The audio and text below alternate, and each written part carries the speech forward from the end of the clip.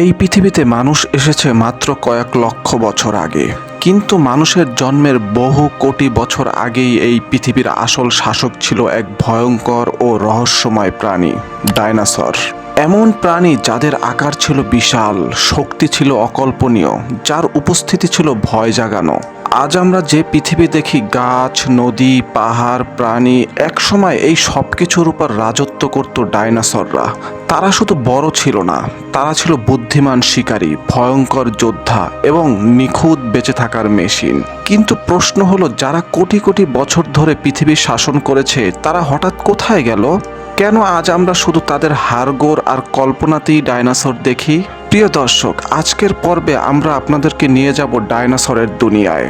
ডাইনোসরের জন্ম, প্রজাতি, যুদ্ধ, খাদ্যাভ্যাস, আধিপত্য এবং শেষ পর্যন্ত তাদের ধ্বংসের সম্পূর্ণ গল্প নিয়ে।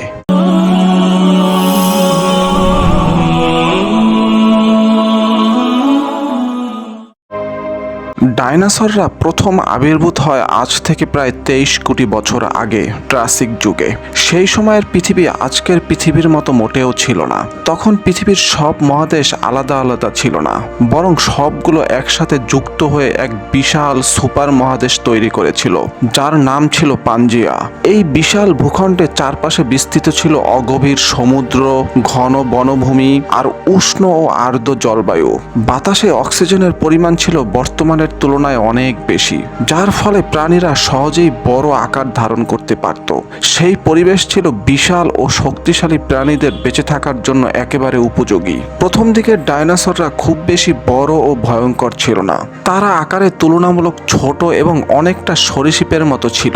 কিন্তু সময়ের সাথে সাথে লক্ষ লক্ষ বছরের বিবর্তনের মাধ্যমে তাদের শরীরের গঠন পরিবর্তিত হতে থাকে। তারা ধীরে ধীরে আরো বড় ও আরো শক্তিশালী এবং আরো বৈচিত্র্যময় হয়ে ওঠে। এক সময় তারা পৃথিবীর প্রায় সব স্থলভাগে ছড়িয়ে পড়ে এবং অন্য সব প্রাণীদের পিছনে ফেলে দিয়ে পৃথিবীর প্রধান শাসক হিসাবে প্রতিষ্ঠিত হয়। ডাইনোসরদের জীবনধারা এবং খাদ্যাভ্যাসের উপর ভিত্তি করে তাদের মূলত দুই ধরনের হিসাবে দেখা যায়। একদিকে ছিল শাকাহারী ডাইনোসররা, যারা গাছের পাতা, ফল, কচি ডাল, ফার্ন এবং নানা ধরনের উদ্ভিদ খেয়ে বেঁচে থাকত। এদের অনেকের শরীর ছিল অবিশ্বাস্য রকমের বিশাল, কারণ প্রচুর খাবার হজম করার জন্য তাদের বড় পেট ও শক্ত হজম ব্যবস্থা প্রয়োজন ছিল। ব্রাকিওসারাসের মতো ডাইনোসরদের লম্বা গলা ছিল, যাতে তারা খুব উঁচু গাছের পাতাও সহজে খেতে পারত, যেখানে অন্য কোনো প্রাণী পৌঁছাতে পারত না। ট্রাইসেরাটপসের মাথায় থাকা 3টি শক্তিশালী শিং ছিল আত্মরক্ষার জন্য, যা দিয়ে তারা ভয়ঙ্কর মাংসাশী ডাইনোসরদের আক্রমণ ঠেকাতে পারত। স্টেগোসারাসের পিঠে থাকা বড় বড় হাড়ের প্লেট এবং লেজের কাঁটা ছিল শত্রুকে ভয় দেখানো এবং আঘাত করার জন্য এক প্রাকৃতিক অস্ত্র। অন্যদিকে ছিল মাংসাশী ডাইনোসররা, যারা ছিল সেই সময়ের সবচেয়ে ভয়ঙ্কর শিকারী। তারা অন্যান্য ডাইনোসর এবং প্রাণীদের শিকার করেই বেঁচে থাকত। টিরেক্স ছিল এই মাংসাশীদের মধ্যে সবচেয়ে শক্তিশালী ও বিখ্যাত, যার এক কামড়েই হাড় ভেঙে যাওয়ার মতো শক্তি ছিল। ভিলোসিরাপ্টর আকারে ছোট হলেও অত্যন্ত চতুর ও বুদ্ধিমান ছিল। তারা দলবদ্ধভাবে শিকার করত এবং খুব কৌশলে আক্রমণ চালাতো। স্পিনোসরাস প্রজাতি ছিল আরও আলাদা ধরনের শিকারী, কারণ সে শুধু স্থলভাগেই নয়, পানিতেও সমান দক্ষ ছিল এবং বড় বড় মাছ ও জলজ প্রাণী শিকার করত। এই মাংসাশী ডাইনোসরদের ধারালো দাঁত, শক্ত চোয়াল এবং দ্রুত গতি তাদেরকে সেই যুগের নিখুঁত হত্যাকারী পরিণত করেছিল। ডাইনোসরদের দুনিয়ায় প্রতিটি দিনই ছিল এক ধরনের যুদ্ধের দিন। সেখানে টিকে থাকার শক্তি, কৌশল আর সময়ের সঠিক ব্যবহার ছিল সবচেয়ে বড় অস্ত্র। খাবারের জন্য লড়াই ছিল নিত্যদিনের ঘটনা, কারণ বিশাল শরীর টিকিয়ে রাখতে তাদের প্রয়োজন হতো প্রচুর খাদ্য। শুধু খাবারই নয়, এলাকা দখলের জন্য, নিজের প্রভাব বজায় রাখার জন্য, এমনকি সঙ্গী পাওয়ার জন্য ডাইনোসরদের মধ্যে ভয়ঙ্কর সংঘর্ষ ঘটত। অনেক সময় একই প্রজাতির ডাইনোসরদের মধ্যে আধিপত্যের লড়াই দেখা যেত, যেখানে শক্তিশালী পুরুষটি জয়ী হয়ে নিজের এলাকা ও সঙ্গী দখল করত। মাংসাশী ডাইনোসররা ছিল অত্যন্ত অত্যন্ত কৌশলী শিকারী। তারা শুধু শক্তির উপর নির্ভর করত না, বরং ধৈর্য আর পরিকল্পনাকে ব্যবহার করত সবচেয়ে বেশি। অনেক প্রজাতি দলবদ্ধভাবে শিকার করত, যেখানে কেউ সামনে থেকে শিকারকে ভয় দেখাতো, কেউ পাশ ঘিরে ফেলতো, আবার কেউ পিছন থেকে হঠাৎ আক্রমণ চালাতো। তারা ঘন্টার পর ঘন্টা ঝোপঝাড় বা গাছের আড়ালে লুকিয়ে অপেক্ষা করত, আর সঠিক মুহূর্ত এলেই বিদ্যুৎ গতিতে ঝাঁপিয়ে পড়ত। টি-রেক্সের মতো বিশাল শিকারীর ক্ষেত্রে একবার আক্রমণ সফল হলে আর পালানোর সুযোগ থাকতো না। তার শক্তিশালী চোয়াল এবং বিশাল দাঁতের এক কামড়েই হাড় পর্যন্ত চূর্ণ হয়ে যেত, যা তাকে সেই যুগের সবচেয়ে ভয়ঙ্কর শিকারীতে পরিণত করেছিল। শাকাহারী ডাইনোসররা যদিও শিকার করত না, কিন্তু তারা মোটেও দুর্বল ছিল না, বরং আত্মরক্ষার জন্য তাদের শরীরে ছিল প্রাকৃতিক অস্ত্র। ট্রাইসেরাটপসের মাথায় শক্ত শিং দিয়ে সে সরাসরি আক্রমণকারী শিকারীকে আঘাত করতে পারত।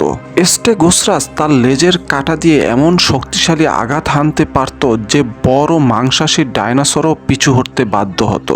অনেক সময় শাকাহারী ডাইনোসর দলবদ্ধভাবে চলাফেরা করত, যাতে একটি দুর্বল সদস্যের উপর আক্রমণ করা শিকারীদের জন্য কঠিন হয়ে যায়। দলবদ্ধ শক্তিই ছিল তাদের সবচেয়ে বড় প্রতিরক্ষা ব্যবস্থা।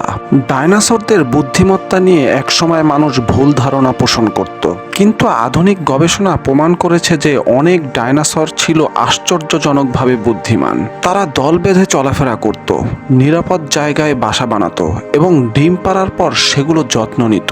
অনেক প্রজাতি বিপদের সংকেত বুঝে দ্রুত সিদ্ধান্ত নিতে পারত, যা তাদের জীবন রক্ষা করত। বিশেষ করে ভিলোসিরাপ্টরদের বুদ্ধিমত্তা আজও বিজ্ঞানীদের বিস্মিত করে। তারা পরিবেশ পর্যবেক্ষণ করতে পারত, শিকারকে ফাঁদে ফেলতে পারত এবং পরিস্থিতি অনুযায়ী কৌশল পরিবর্তন করত। এই বুদ্ধিমত্তাই ডাইনোসরদের শুধু শক্তিশালী নয়, বরং প্রকৃতির এক অসাধারণ সৃষ্টি হিসাবে তুলে ধরে। প্রায় ৬৬ মিলিয়ন বছর আগে পৃথিবীর ইতিহাসে ঘটে যায় এক ভয়ঙ্কর মোড় ঘোরানো ঘটনা, যা ডাইনোসরদের আধিপত্যের অবসান ঘটিয়ে দেয়। সেই সময় পৃথিবী ছিল ডাইনোসরদের রাজ্য, কিন্তু এক মুহূর্তেই সবকিছু বদলে যায়। বিজ্ঞানীদের মতে আকাশ থেকে এক বিশাল উল্কাপিণ্ড পৃথিবীতে আছড়ে পড়ে।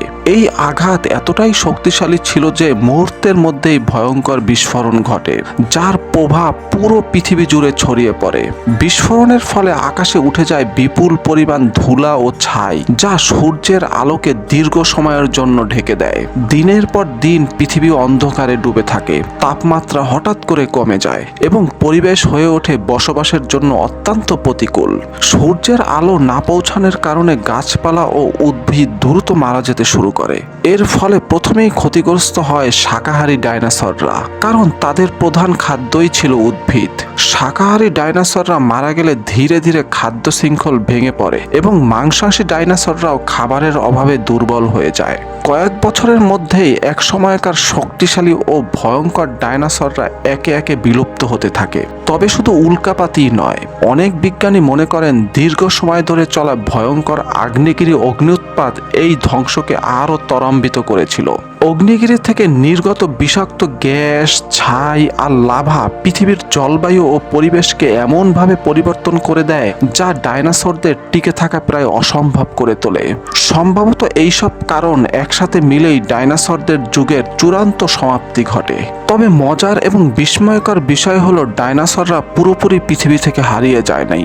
আজ আমরা যেসব পাখিকে আকাশে উড়ে বেড়াতে দেখি তারা আসলে ডাইনোসরেরই বিবর্তিত উত্তরসূরি। তাদের শরীরের গঠন, হাড়ের গড়ন এবং আচরণে এখনোই সেই প্রাচীন ডাইনোসরদের ছাপ স্পষ্ট দেখা যায়। অর্থাৎ কোটি কোটি বছর আগে বিলুপ্তি হয়ে যাওয়া সেই ভয়ঙ্কর প্রাণীদের রক্তধারা আজও নীরবে টিকে আছে আমাদের চারপাশেই। ডাইনোসরদের দুনিয়া আমাদেরকে এক গভীর সত্য শিখায়, এই পৃথিবীতে কোনো শক্তি চিরস্থায়ী নয়, যত বড় বা যত ভয়ঙ্করই হোক না কেন। ডাইনোসররা কোটি কোটি বছর ধরে পৃথিবীর শাসক ছিল, কিন্তু প্রকৃতির এক মুহূর্তের দুর্যোগেই তাদের রাজত্ব শেষ হয়ে যায়। আজ মানুষ নিজেকে পৃথিবীর সবচেয়ে শক্তিশালী প্রাণী মনে করলেও প্রকৃতির নিয়ম বদলায়নি। ডাইনোসরদের গল্প আমাদেরকে মনে করিয়ে দেয় প্রকৃতির সাথে ভারসাম্য বজায় রাখাই আসল শক্তি। প্রকৃতির সামনে সবাই শেষ পর্যন্ত সমান। প্রিয় দর্শক, আমাদের আজকের আয়োজন এতটুকুই। আশা করি আজকের আয়োজন আপনাদের ভালো লেগেছে। আজকের আয়োজন যদি আপনাদের ভালো লেগে থাকে তাহলে আমাদের চ্যানেলটি সাবস্ক্রাইব করতে পারেন এবং আমাদের ফেসবুক পেজ আশিকস ওয়ার্ল্ড ফলো করতে পারেন। ধন্যবাদ।